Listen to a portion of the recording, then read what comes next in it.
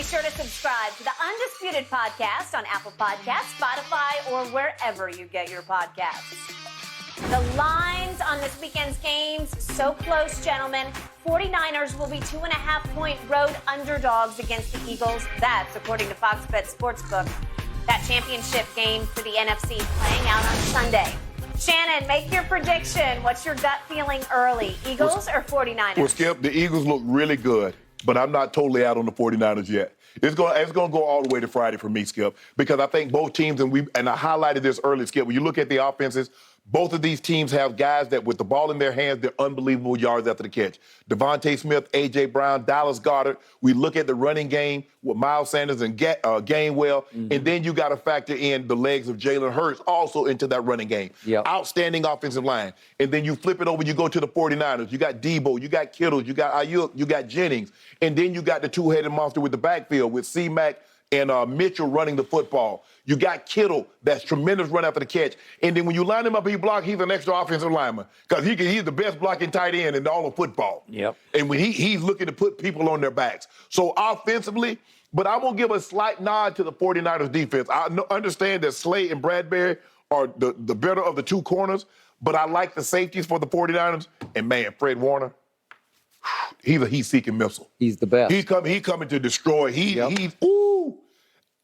The defensive line, I'm going to give that nod to the 49ers. So, Skip, I'm right now, if I had to pick, I would probably say the Eagles, but probably by the week's end, it's going to be hard for me to go against Kyle. I've been noticing he's like 10 years. That's the point. It's going to be hard. That's where we were headed. There is no way you're going to pick against Kyle Shanahan, the son of the coach that you played for, Mike Shanahan. A lot of the guys that I play, Anthony Lynn is on that staff. So many guys. Bobby Turner, who's the running back coach with me when I was in Denver, he's on that staff. It's going to be hard, Skip. I ain't going to lie. It's going to be hard. Probably there's a 95% chance I'm going to pick the 49ers on Friday. I've told you before, the Eagles now mix my emotions because I have never liked the Eagles since I was a little kid as a rival within our division. But I love me some Jalen Hurts. Yeah. And once again, I will probably pick the Eagles because Jalen Hurts will outplay Brock Purdy. You can't pick the Eagles. You can't have somebody from your division. The Cowboys, your team, you can't, Skip. I ain't going to do it. If the Tar Heels go out, I'm not picking anybody from the ACC. I can't do that. I can't do it in good conscience. How you going to pick the Eagles? The Eagles that you hate that green, and you going to pick them to do something that you wanted your Cowboys to do? Because of Jalen Hurts. He changes everything. He's changed my view of the Eagles. You hear that, Dak? He like Jalen Hurts better than you. So I picked the Cowboys to beat the 49ers because I said Dak would outplay Brock Purdy. He did. And Brock Purdy had a QBR of 53 to Dak's 52. So he made me eat my words by 1 point of QBR. I did not think Brock Purdy played great yesterday, but when it was time to make throws, he made two big ones, one to Kittle and one to Jennings on that deep out, right? But, Skip, I don't know how Dak, he had 2 interceptions. Purdy had none. I don't know how Dak had a 52 QBR. Yeah. It felt like a 22. Yeah, right? Exactly. That's why I asked you. He had a 97, and did that go to a 37? I don't know. It should have been much lower than that. But the point is, I feel like the teams are fairly evenly matched. Do I think Kyle is better than Nick Sirianni? Yeah, I do. Absolutely. Do. Yeah. I just do. Yeah. But do I think Philly actually has a better running game than San Francisco? I do because of Jalen. Yes, I will give you that. It's the scheme is very different than Kyle's scheme. You know, if they had that quarterback from North Dakota State running it, then it might look different to you. But Brock Purdy's not going to do a whole lot of read option. He moves around a little bit. Yes.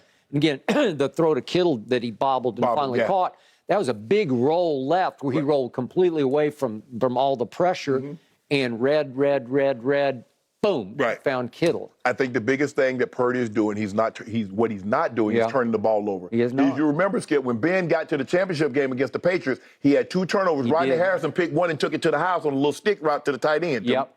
So that can he continue to avoid the costly turnover in the championship game that he's done in the wild card in the divisional round? Can he? Now he's not at home anymore, and on the road, I believe he will turn back into a Mr. Irrelevant pumpkin. You hoping? Yep. You hoping? I just and now I don't like the 49ers because Kittle's getting under my skin. Why he getting under your skin? Well, he was just looking at the camera, mugging for the camera. Yeah, he's like, hey, how y'all doing? Yeah. Stop it. That's what y'all do. Just stop it. I mean, the Cowboys, when We y'all don't do do something. that. We don't do that. Oh, every time CD catch a pass, do what CD do every time he catch a pass.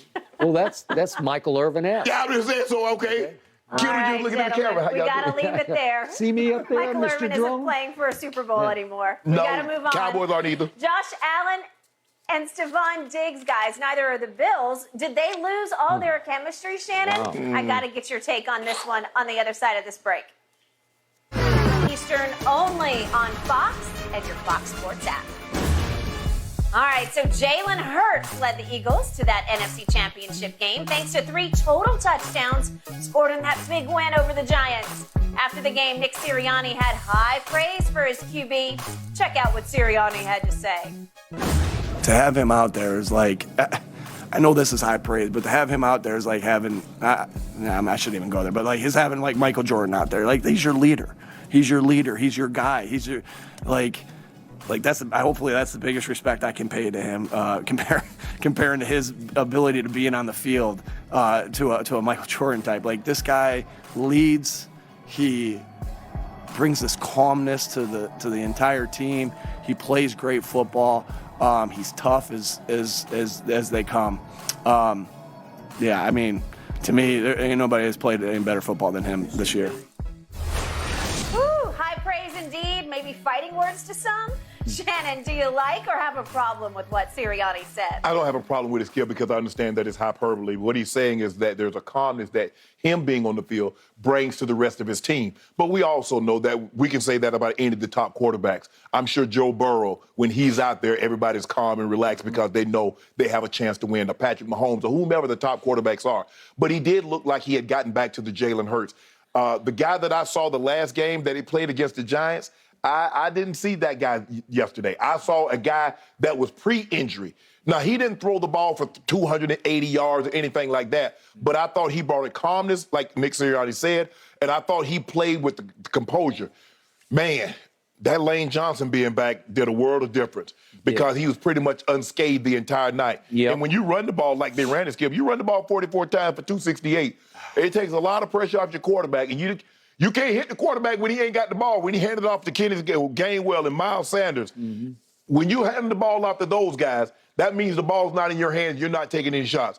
And he had some 16 to 24, 154. He got sacked once, but I thought he played really, really well. And I get the hyperbole of it, but I agree with you, Nick Sirianni. Let the guy know what he means to this offense. 28-0 at half. At some point, at 38-7, they completely took apart this defense because that defense now. That's the defense that I saw the first 8-9 games of the season. The defense that I saw the last month of the season, I didn't recognize them. The way they played, boy, that's going to be an unbelievable game on Sunday, Skip. That's going to be a game because both of these defenses are outstanding and both of these offenses are dynamic because they can put the ball in playmakers' hands and those guys can go make plays. But I thought Jalen Hurts was sensational. He didn't throw for a ton of yards, Skip. He didn't, 154, I think. But his presence. And sometimes that goes a lot further. That's Willis Reed game 7. Willis Reed had 4 points. We still talk about the heroics. The man had 4 points, not 40. He had 4. But he immediately made a shot. And that's all that mattered. Set the tone. He goes 7 for 7 on the opening drive, gets a touchdown, and they don't look back. Okay. So I did pick the Giants to win this game with my heart over my head because I've told you from the start how much I love and believe in Jalen Hurts. Yep.